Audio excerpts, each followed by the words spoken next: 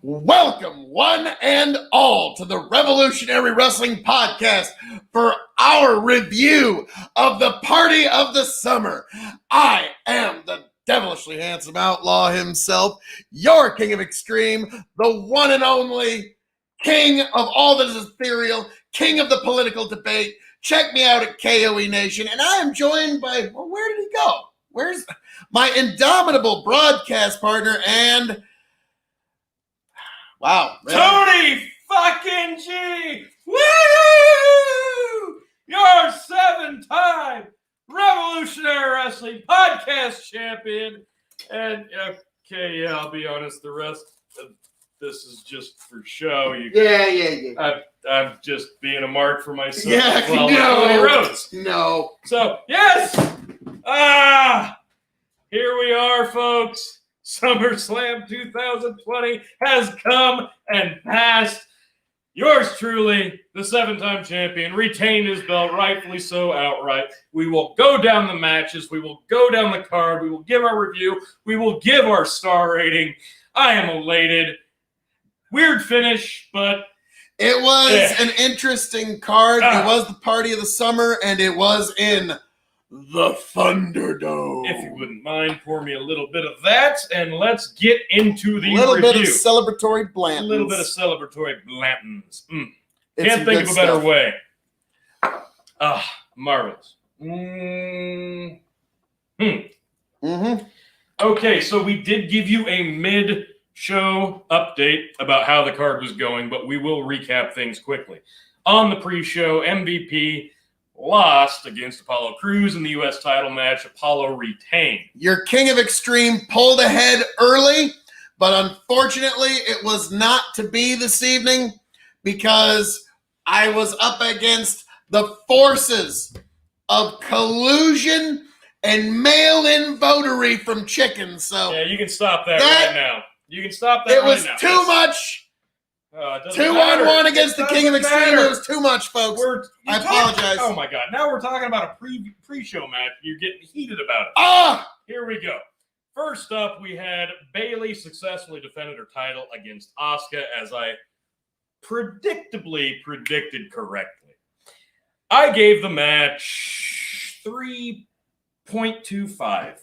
I really liked it. I thought it was a strong opener. I gave the match 2.75. The wrong person won this one. It was a good match, though. I think Bayley and Asuka have a great chemistry. I think you could put that match on every month, and there'd almost be nobody disappointed by it. I was disappointed by the winner, but it was because it kept me from capturing the Revolutionary Wrestling Podcast. Hey, that doesn't matter. Angel Garza and Andrade. I really thought this was going to be their time. Unfortunately, the Street Profits retained.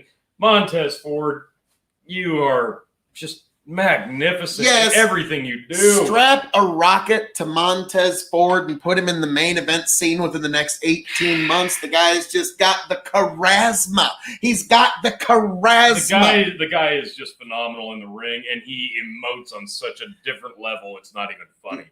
The guy is just an athlete. Angelo Dawkins?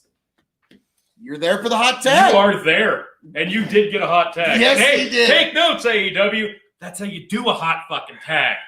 Sorry. So we'll move right along rather than getting into a 45-minute debate on that. I gave it 2.5 only because I did not have the Street Profits to win. I would have gone higher probably had it gone the other way because it was a decent match. I'm gonna agree 2.5, and that 0.5 is probably just because of Montez Ford. Fair enough. Next up, I believe it was the Mandy Rose and Sonya Deville no-holds-barred thing. Let's go ahead and shit on this right now. Okay, originally this was hair versus hair. They got rid of that stipulation because in real life, some creepy-ass stalker fuck literally tried to kidnap Sonya Deville. So she's taking some time off, it looks like. Yeah. Mandy got the win, but this match blew ass. I'm not going to hold it against Sonya Deville. Mandy had a lot of trouble setting up a table, and I think she threw, I'm going to say about 55, 6, maybe 60 knees. Yeah, it wasn't good. It wasn't a good match. Not quite as many as the current AEW Women's Champion. You're right. It was close. It was close. It was very, very close. I'm sorry. Not a good match. I couldn't even give it 2. I gave it 1.75. It wasn't good. We need to pull up a comment here real quick from the guy who didn't win the belt tonight. Phil's getting jiggy. This is my kind of tribute to Montez Ford with his red cup. So yeah, what could I say? You did get that one right, you rapscallion ne'er-do-well. How'd you rate it? Because it sucked. I'm sorry. The match was good. Match? I rated it 1.75. That's what I between Mandy you got Rose that one right. Yeah, it was wasn't good. No, it wasn't I'm like Mandy, like they both, you could just tell they were trying to play kid gloves and make sure they didn't hurt each other. And for a heated, nasty, no holds barred fight, yeah, it was way too soft, and it showed through and through. But again, you got to understand there's stuff going on behind the surface. You can't hold it against Sonya too much. Mandy needs to probably be, how do they put it nicely? You got to polish some of that green off at some point. Again, I do think they were both trying as hard as they possibly could to not injure the other, and that did come across. So we'll leave it at that, but it was a 1.75 match. Always one match behind. Next time, fellas, the belt will come home to the COVID champ chicken. Well, you'll have a chance in a week. You can dream. You'll have a chance in a week at Payback. Oh, yeah, because that's coming up in a week. Yep. So we're not even talking about that right now. Let's just dive right through this card. Next up. Next up, it was the second Asuka match. Yeah. That one turned out, Phil. Yeah, Asuka versus Asuka for the Raw Women's title. You had that the other way. You had Asuka win on the SmackDown. My review, Tony. My review. Yeah, what's your review? Raspberries. Yeah, there's lots of raspberries in this one because after it was a damn good match, though. Hey, Asuka turned in 2 damn fine matches tonight, and she did come out ahead in the second one, becoming the Raw Women's Champion again, defeating Bayley. This does nothing but what I said it does. It sets up that Sasha Bayley match. You got to assume heading into Payback in a week that there's going to be some tension and they could potentially lose the belts. So we do have some drama heading into next week's show. I gave it 3.5. I really liked it. I thought they had some really nice spots that looked like about 8 different concussions in this match. They both bumped for each other. They put each other over. You did say something about Sasha Banks, though, that I think is very fitting. She seemed about a half step off tonight. I don't know how else to put it. Yeah. Now, I gave this 3 stars because Asuka and Banks went into some amazing finishing sequences. Yeah. There was some points where you just kind of felt like Banks was just kind of sandbagging, to put it not nicely. Yeah, it's weird how Sasha Banks sandbags just a little bit when she's not going to win that night. Well, there's a certain group that of women's wrestlers that do that. So, moving right along. Weird. Next match.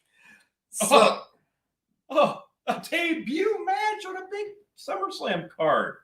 Dominic Mysterio versus the Monday Night Messiah, the greater good himself, Seth freaking Rollins. Let's just say this right out of the gate. I thought it was amazing. I thought it was fitting that Dominic Guerrero paid homage to his dad by hitting a 5-star frog splash in that match. Yes. And kudos. Oh, sorry. And I would like to dedicate this match to my mom, my dad, and all my siblings. Boy, I don't know if that's funny or in bad taste. Let's go with yes. So you know what? Bad match. No, you and I disagreed a little bit on the rating of this match. I'm going to go ahead and already say I was thoroughly entertained. I enjoyed it. It built perfectly. Now, Dominic having his dad, Rey Mysterio, at ringside to help build psychology. Not just that, but having his mom. Yeah, they even brought mamas into it. WWE, Rey Mysterio, and Dominic brought mamas into it. It was nice. I got to say, I didn't have a lot of hopes for this match being a barn burner, but This was Seth Rollins bottle feeding the new guy. Granted, this kid's a third generation. It's in his blood, but this was his in-ring debut. He couldn't win this match. But Seth Rollins is such a good worker, and he's such a good heel. There really wasn't a better opponent for Dominic to have on a level like this. This was perfect. It wasn't a classic by any means. And that's why I only gave it 3. You gave it 4. I gave it 4, and I think this is one of the widest differences in scoring between the two of us in a WWE match. I'm judging it as a match as a whole. If we were judging it as a finish, this was a 7-star finish. You had Rey Mysterio handcuffed to the rope. You had Dominic's mother on the ramp crying. And you had Buddy Murphy on the outside with kendo sticks. And you had Seth Rollins going, come on, Rey, reach just a little bit more. You've almost got your son. And then curb stomp right in front of his face. This was some of Seth Rollins' best heel work ever. Ever. And some of his best heel work came in his first heel run. This was amazing. The finish was strictly on point. I can't say enough good about it. I was about to say, I mean, you gave it 3, but Seth Rollins' heel work, I mean, at Incredible.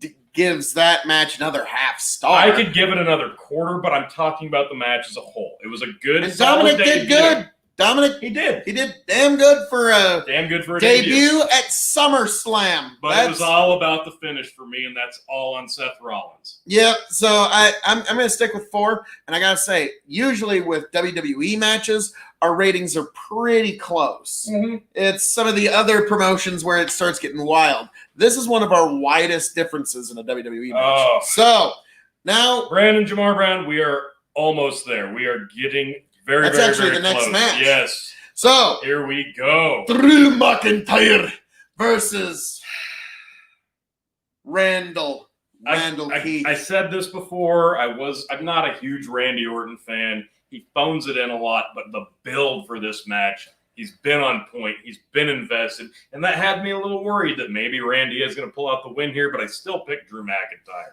The thing with Randy is at any moment, RKO. You won't see it coming, and you didn't see it coming in this match because how did it end?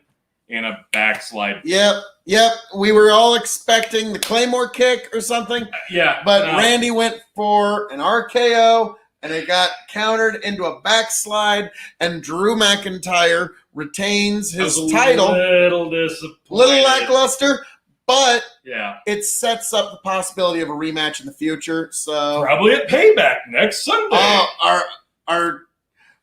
I love. Well, I would expect a rematch at Payback if I were you, because there's going to be some sort of stipulation where you're not going to get a slide. You won't see it twice.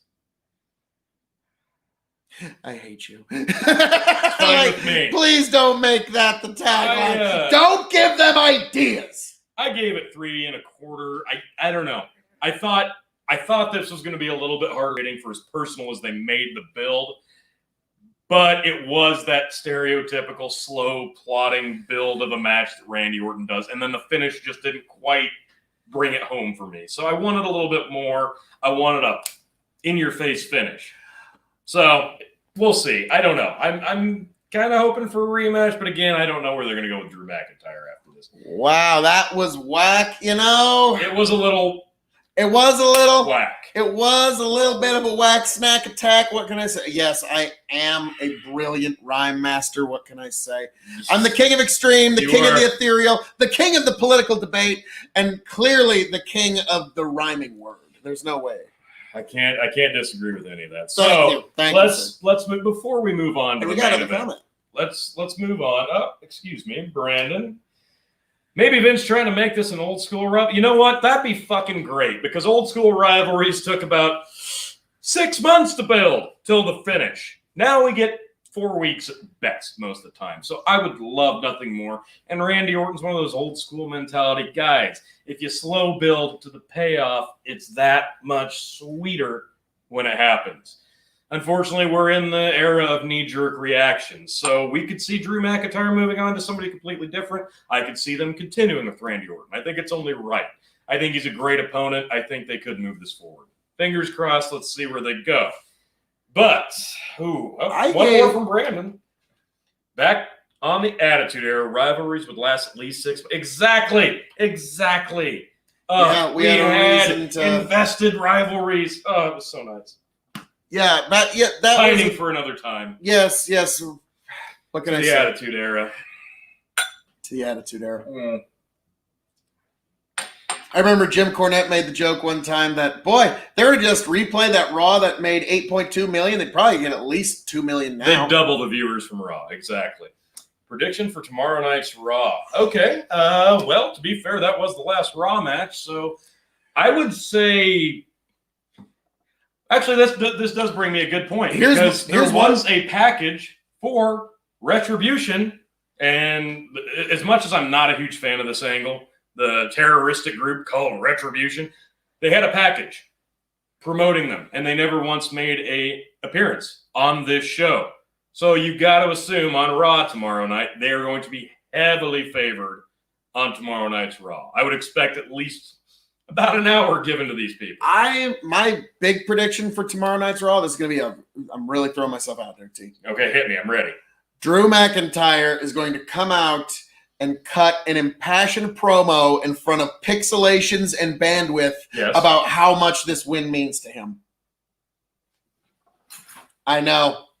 Holy shit. I promise to use my wrestling prediction powers for good, not evil. When did you start writing for WWE? Because I know. I feel like I've already seen Raw now. My God, that's incredible. I know. How do you do it? I know. Thank you. All right. Thank you.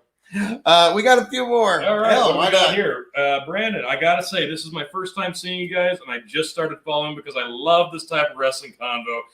You guys are great. Thank you very much. Thank you, sir. And since you're here, feel free to hit the like, share, subscribe so you can keep up with your King of Extreme, Phil KOE. I'll let you in. And the champion, Tony G. Tony G. I'll let you into a secret there, Brandon.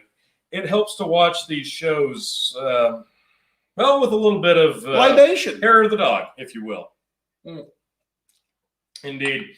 Makes them a little bit more stomachable sometimes, especially if you're watching Extreme Rules, the horror show. Or Hell in a Cell. So did Otis cash in his Money in the Bank? No, he didn't. But son of a biscuit. They said that you wouldn't see it coming. It turns we wouldn't have seen that fucking coming. What we didn't see coming was in the main event. Which was the Fiend versus Braun! No. Freshly shaven. Before we shit all over anything that happened there. Some emojis, of course, yes. It was corny and even more boring. He does that because he's supposed to represent fallen legends. Randy Orton ran through. So, yeah, there's a lot of callbacks. Randy Orton he's a 20-year vet. He is very much a callback to the golden oldies of wrestling, if you will. Now, what I will say, I told this to Tony on the pre-show, but the reason I predicted Drew McIntyre was because Randy was missing a step due to the fact that when he hit his RKO and his punt kick on Shawn Michaels, he was only down for like 5 seconds. So clearly, Randy was just off a little bit this week, and so Drew was going to go right through that. I mean, Shawn Michaels is a legend through and through, so you can't expect him to stay down much longer than a few seconds. Come on. Yeah. So... And we do have an Otis fan, so Brandon was hoping that we would have a cash-in. You know what? I never expected Otis to win the briefcase. You did get to see a worm for no good reason. Otis at least did come out and do a worm and remind everybody that he is the Money in the Bank briefcase holder. So, you know what? Payback's only a week away. I am not going to hold anything out there and say that's not a possibility.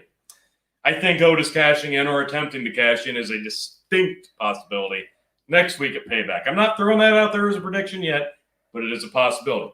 But without further ado, let's dive into the main event. Let's give a review of that, and then let's take some more comments if you've got. The Fiend challenging for the Universal title, Braun Strowman. Shaved Braun. Clean as a baby's bottom. Braun Strowman debuted a new vest. Had us a little worried since we all picked the Fiend. Like, we were kind of chuckling about the world of wrestling. Hey, Braun's debuting a new vest. This could mean trouble for the Fiend. The world of wrestling. Exactly. I mean, new attire usually means scary outcome for the opponent. Yes. This, yes. we actually, I don't even know if they ever did declare this a no holds barred anywhere falls match, but it quickly fell into one, didn't it? It just kind of became one suddenly. No. I was about to say, if you want another dram, I'm a champ. I don't get Cuddy Sark. That's like $18 a bottle. You just gotta Please, ask, thank man. you. Thank Jesus, you. Appreciate it. I'd rather you drink the good stuff. That's for the morons. Thank you. So, this match was basically what you expect. The Fiend has to be pushed strong. He has to look good. And you're in there with the powerhouse of WWE, no matter how you want to look at his shitty booking in the past. He is the champ. He's been booked pretty strong for the most part throughout this universe. Unless he's wrestling people that are cast members of Saturday Night Live, then he almost loses. Then he almost loses to them. Yeah, almost. Very, very close. This was pretty good. They did go onto the ring quick. They were out of the ring. Bray took a bit of a nasty herniated disc spot on the announce table. Holy shit. I think that was a bit of a botch on Braun's part. Yeah. He lived to tell the tale. Then they quickly went through gorilla position in the back, and I made the mention, it's weird. Even gorilla position gets decked out in pretty decorations nowadays, huh? Just so you know where they're at. Yeah, the gorilla position is and nobody was in it. Yeah, no one was in the gorilla. It was vacant. Yeah, so that was unusual. But yeah, they've got a beautiful gorilla position. So they did come back out. They got thrown into the video board. You had the standard cutting out of the video feed, which I do like. If you're going to screw with augmented reality in a digital way, that's about the best way to do it. And then we came back to the ring. Eventually, Braun Strowman goes down, and he gets a pair of box cutters, and he tears a hole in the ring. He rips it open, and it was eventually his downfall. The Fiend slams him on the exposed wood of the ring over and over and over. Braun's right next to the rope, and I'm like, well, clearly he's going to put his foot on the rope or grab the rope. It's no holds barred. But nope. 1, 2, 3. Point. Now, when we were watching this, I was like, boy, do you remember back in 2015 when Brock Lesnar and The Undertaker did that? And Brock he just put his finger into the mat, ripped it out, and that was a lot more dramatic. A guy that's turning over semis and breaking cars in half with his bare hands, you wouldn't think he'd need a box cutter tear the ring apart. But I digress. The Fiend got the 1, 2, 3. The Fiend is your new Blue Universal Champion. Number 2, second time Universal Champion. Again, I made mention of this before the start of the match to Phil. I'm like, they did a video package for Retribution. You expect some craziness to happen. They're going to swarm the ring. I mean, even on the Go Home SmackDown, they swarmed the ring on the very beginning during the Braun Bray segment. Instead, there was something else that you didn't see coming. Yeah, didn't see this coming. Out of nowhere, Jesus. Roman Reigns spear. Yes, that's what you did not see coming. So Roman Reigns returns at the end of this match afterwards. Hits some spears, beats up both men, tells Bray, you're a freak in a mask. You can't handle the payload of the belt. It's mine. It's always been mine, which is... And then you always got to love it when you're a newly crowned champion and you get buried. Unrelated person to the match is now standing over you holding your championship. That is always good to know that you're being very emphasized. It did bury him a little bit right after winning the belt back, and I didn't love that. But one note, I mentioned it a second ago. I said Retribution never made an appearance. Did you see Roman Reigns' shirt? Said, destroy like everything and leave. Retribution never showed up. Roman Reigns comes in at the very end, says, destroy everything and leave on his shirt or something along those lines. And then it faded to black. No. Are we finally going to get the Roman Reigns heel turn? Is he the leader of the terroristic group known as Retribution? There's your Monday Night Raw prediction. There's your SmackDown prediction for the week of WWE. Roman Reigns is turning heel, and he is the leader of this shitty-ish This known as It's Retribution. painful to listen to. But am I wrong? I hope you are. There's foreshadowing. I hope. There's foreshadowing. He's been off TV since before WrestleMania.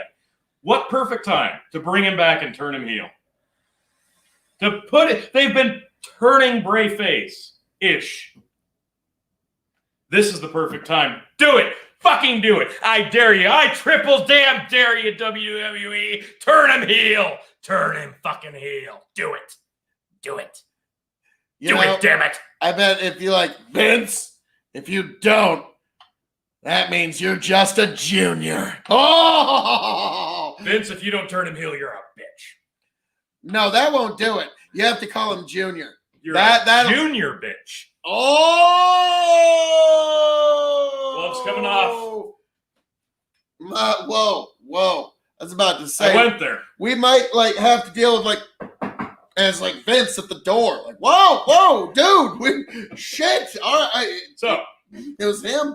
does anybody have any comments about this show before we call this one done and over with? Because I'll be honest, this was probably one of the better COVID era shows of the year. I gotta say, coming off the heels of Extreme Rules, I did not have a lot of faith in this being a good show. It's up there. It's top 5, I'd say. I mean, it's no Stadium Stampede match. Fuck you. Just fuck you. Get off. No. Just get the fuck out of here. He hates that Brandon match. says, I'm mad about Braun losing his title. I get it. Braun was a last-minute replacement at WrestleMania, though. Giving him the belt, we were very, very surprised by. And he was, a year and a half too late from winning the damn thing. You said a year and a half ago, put the fucking belt on this guy. He's earned it. He's white hot. You couldn't get more over. And then they took away crowds, and then they put the belt on him. So, go figure. Oh, yeah, I understand, but... What do you guys think the match will be? The match card. Okay, the match is for Payback. Oh, so since we had most of the titles on the line here tonight, really only the Intercontinental title match was pretty much the only big one left off. They did do the Jeff Hardy title switch on SmackDown. Jeff Hardy won the title against AJ Styles. One of those matches, why didn't they put this on SummerSlam? I think, and they did have a little bit of chicanery. You had the knee brace, hit AJ in the head, and then Jeff got the win. So you'll see a rematch at Payback, I think, for the Intercontinental title. I don't know that AJ will get it back there, but I can almost guarantee AJ, Jeff Hardy on a pay-per-view for the – that's a great match. That's a TNA match. This is brilliant. Put that on the show. You have to. We know that there's going to be a women's tag team title match. Forgive me if I'm wrong, but do we know who the opponents are? I can't honestly think of at the moment, no. But here's the thing that I think we know what the main event for Payback's going to be. Roman Reigns versus Braun Strowman versus the Fiend triple threat. And Brandon says, I see a 3-way dance with Strowman, Braun, and Reigns soon. My question is, how many times will they saw the title in the next 2.5 months? They've been fairly protective of the Universal title, so I'm hoping they don't give it back and forth. I could see that's kind of the whole premise of the 24/7 title. I could see them doing it as soon as Payback, having a triple threat match so that Roman Reigns can spear Braun Strowman and take the strap without taking any more heat. You know the end result of WrestleMania was supposed to be Roman Reigns with the belt, so this is kind of him shoehorning himself back into the title picture. SummerSlam and WrestleMania 2020 were okay pay-per-views of the COVID era. You're not wrong. Yeah. They did a lot more than they honestly could have. They were way, way better than they should have been given the circumstances.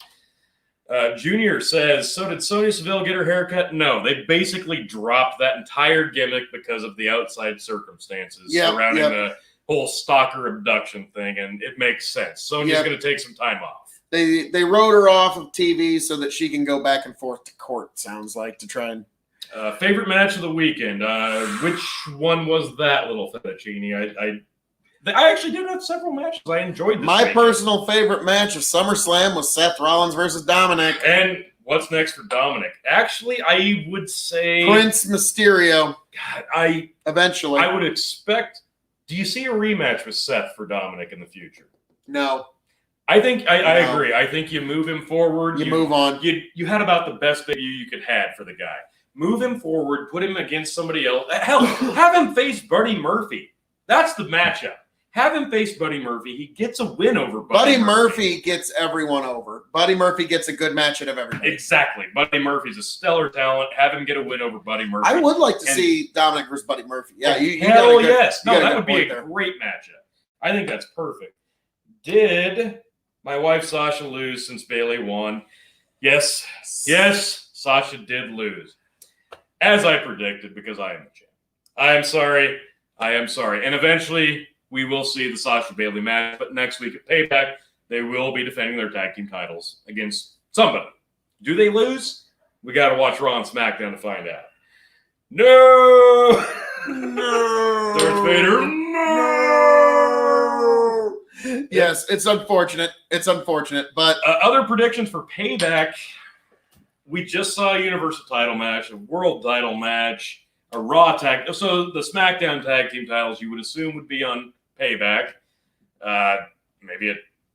Do they do a 24/7 title match? My first prediction for Payback, or my next, if you will. Baron Corbin and Matt Riddle will be a match on Payback. Maybe. Mark my words. Apollo Crews will again be on the pre-show. That is my prediction. He will somehow manage to be the pre-show stopper. Let him fight Lucha House Party. Get him to party. Dominic could probably go ahead and run through all three of them the way they've been. Oh, Grand Metalik is a legend down in Mexico. Tagging. That's why he got to face Ray. Yeah. Thoughts on the Thunderdome set? Tony had an interesting take on this, that they need to do a combination, so I'll let you take it from here. So we've been watching them do the performance talent behind the plexiglass. And then over this weekend and tomorrow night on Raw, we're doing the Thunderdome LED screens. Why not do a combination of both? You put the live talent trainees in the front row, then you put the video boards behind them. You get the best of both worlds. You get a full-ish stadium, but you get that live crowd atmosphere without actually having to sell tickets. You get the best of both worlds. I think they need to try it if they're not going to go ahead and try to do limited capacity seating, which apparently AEW is going to. But I would try this first. I think this would be a much safer way to go about it. Now Sasha going to take Bayley time. I think that's eventually how it's going to end up. I think Sasha will eventually be SmackDown champion. War for each other's titles. It will come. They've been booking this for 2 years. It's got to happen. Does Brock Lesnar come back in the future? Well, Roman Reigns came back tonight.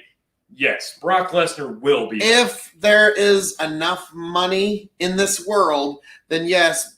Now, there's a lot of problems because Brock is in Canada right now. So he's just kind of chilling out in Canada. He doesn't really care. No. And it's going to take a lot of money to pull him off of his ranch where he just goes hunting all day. Puerto Rico, welcome. Flex it. Absolutely. MVP is going to try to get Lee to join the Hurt Business. I assume we are talking about Keith Lee. That's actually an interesting question. Keith is such a monster babyface. I don't see him doing that. He did drop the NXT title to Karrion Kross over the weekend, and I was shocked at how quickly they did that. I thought he would be champ for at least 2-3 months, but they did kind of push Karrion Kross into that role where you got to put the belt on him ASAP or it's all for nothing. Well, so I don't think he's going to get the main roster call up just this quickly. We were there at Royal Rumble weekend in Houston. So we were actually there for the NXT show. And Keith Lee was actually just in the crowd. Yeah. And everyone just goes, oh, bask in his glory. And then we not just that. Then we get to the Royal Rumble and he debuts. And we're there in front of Braun Strowman and Brock Lesnar were in the ring at the same time. And the crowd was just This was the equivalent 50,000 people just eating out of your hand. They could do no wrong in this moment. And then Brock Lesnar dumped them both out. And the crowd lost their minds with hatred. It was amazing. So when Brock Lesnar finally did go over the rope, it meant that much more. Yeah. But no, I don't. So I could see Keith Lee being in this faction eventually. I don't see it now. I think they took the belt off him because it's time for the main roster to bask in his glory. Lashley versus Lee, I would actually like to see that. I think Lee could get a good match out of Lashley, not the other way around.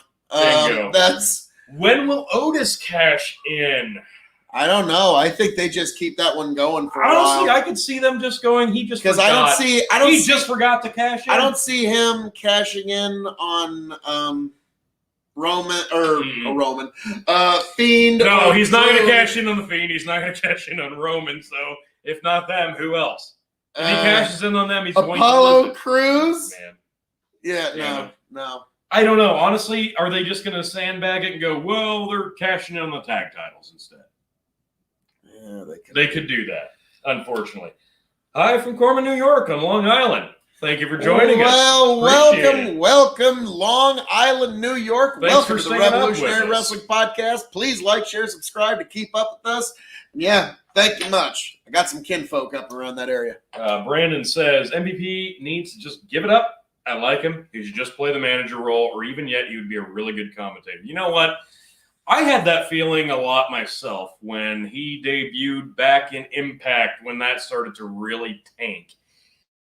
But he's still got some miles left in him. You're talking about a seasoned vet. He's going to give you a bit of a rub when you beat him, and that's unfortunately what he's playing against Apollo Crews right now. He came back during the Royal Rumble, and since then he's kind of been playing heel guy, doing the talk show thing and rubbing the younger talent. Getting the younger talent over. And absolutely, that's what he's going to do with Bobby Lashley. Now, in terms of commentator, we all said the same thing about somebody else. We all thought, Samoa Joe, he's moving along, and maybe he should be a commentator.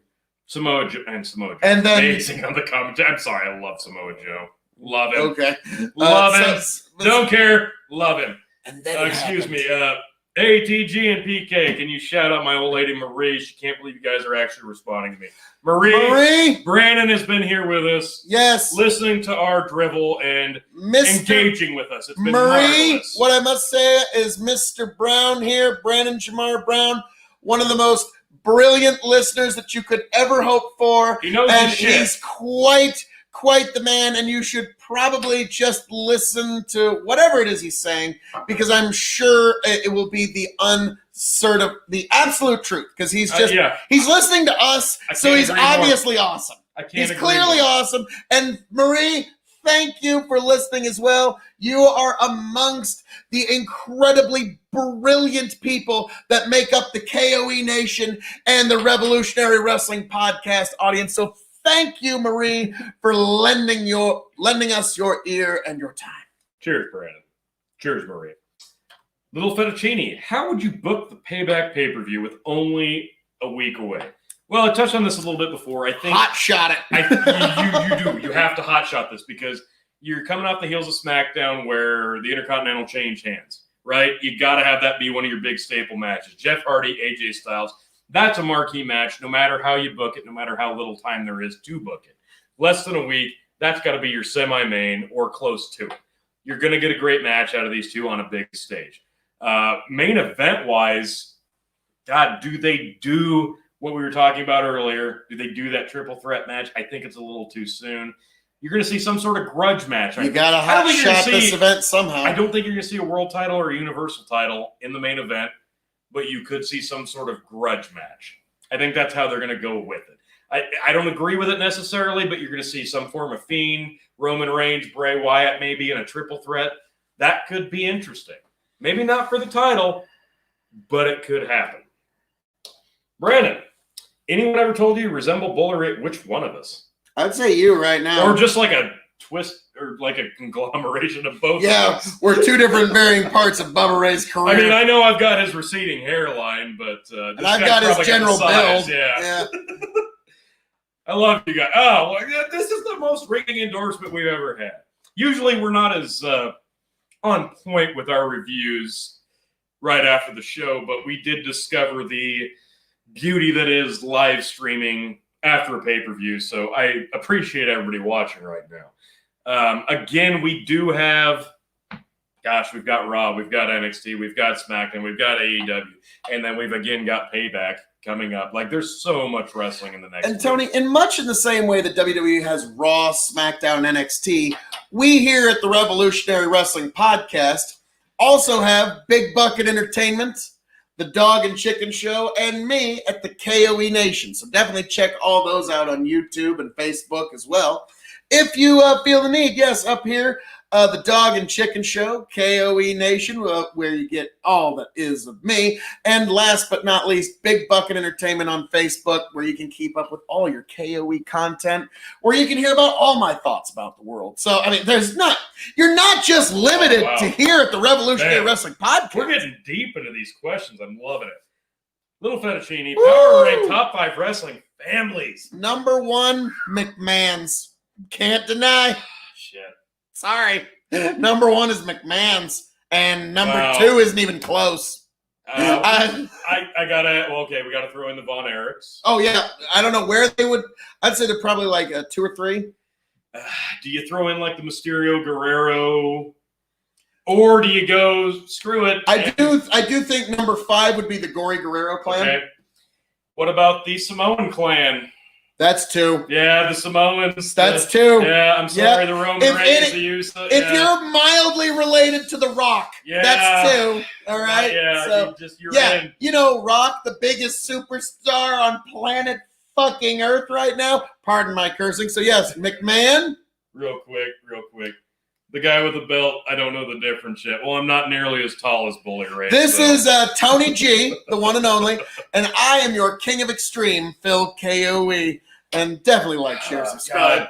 Yeah, McMahon's, Guerrero's, Von Erichs, the Samoans. Oh, my goodness. Yeah, I'd say. Do you say the Rhodes family yet, or are we not there yet? Oh, I mean, yeah, they're easily number 2. Yeah, it's getting there. There's a lot of families, though. Yeah, I mean, we're talking. I would put the Rhodes family at like number 6, 3 or 4. 6, like out of the top 5. Wait, so should Vince be cautious about AEW? I think overall Vince has been mostly nonchalant about AEW. Like, he's aware of the threat, but it hasn't been so much that he's really put the elbow grease in. I mean, he did put NXT up against them head-to-head, not like he was putting all his marbles in one basket. But as we've seen over the last year and a half or so, Vince is losing a lot of those marbles, so he probably should have taken them a lot more seriously, but at the same time, AEW should have taken themselves a lot more seriously as well. That is a very valid criticism about AEW. Oh, now, the Hearts, very true. That's in the top 5. How could I have left the Hearts out? Yeah, the Hearts are in the top 5. I knew we were going to leave somebody out. Well, every time. Yeah, the Hearts are in the top 5. Whenever you got to shoot off the hip, do a top 5, you're going to leave somebody out. But I think my number 1 is pretty solid. The McMahons. For now, yeah. You can't really, for now. I mean, the Rhodes could rise to number 1. It could happen, Tony. Don't even. Just no. No. Tony thinks I might be a little bit. You are a fucking Marky Mark in the Marky Funky Bunch Mark for AEW and Cody Rhodes. I resemble that remark, sir. I don't know what to say to you. What is your tag team finisher favorite of all time? What do you got? The favorite tag team finisher would have to be my own, the Ultra Driver. Oh, for God's sake. It was a basic spike pile driver, but yes, it was better because your King of Extreme was performing it. So what he's talking about is a tombstone pile driver and a spike pile driver, whatever. Anyway, yeah, realistically, in reality, it was basically just kind of a spike pile. So my honest to goodness favorite would probably be 3D. Either 3D or the Doomsday Device. Yeah, Doomsday Device just looked like somebody was going to die every time he did it. So. Yeah, probably my favorite too. The Steiners had some pretty good ones too. When it was basically kind of a Doomsday Device, but it was basically a bulldog rather than. And yeah, they had a bunch of different That's fair. Like the Steiners were just one of the better tag teams. So, well, yeah. Oh, absolutely. So yeah, in terms of tag team finishers, yes. Non-Phil KOE division have to be the 3D. If you're including the greatness that is Phil KOE, then obviously my spike pile driver. All right. Should we wrap this up? I think I can. All right. Go ahead, Phil. Wrap it All up. that being said, thank you all for joining us this evening for our review of SummerSlam. For all of you who have joined us, for all of you that have commented, thank you for being here so we could be together to explain and talk about the things that we love, which is wrestling. Thank you for joining us, folks. Smash that like button. Drop an elbow on the subscribe button. Ric Flair knee to the notifications so that you can keep up with all the happenings of the devilishly handsome outlaw himself. And jerk off that bell like Roman Reigns. Yeah, and be sure to get all of them so that you can keep up with the everyday happenings of the devilishly handsome outlaw himself, your king of extreme, Phil KOE, and the one and only Tony fucking G. Like, share, subscribe so that you can keep up. And also check me out at KOE Nation on YouTube, and check both of us out at the Dog and Chicken Show. And Big Buck Entertainment. Yes, whenever you get the chance, folks, please, thank you for joining us. Thank you for being here with us, folks. Catch you later. Cheers from your chair. Tony fucking G.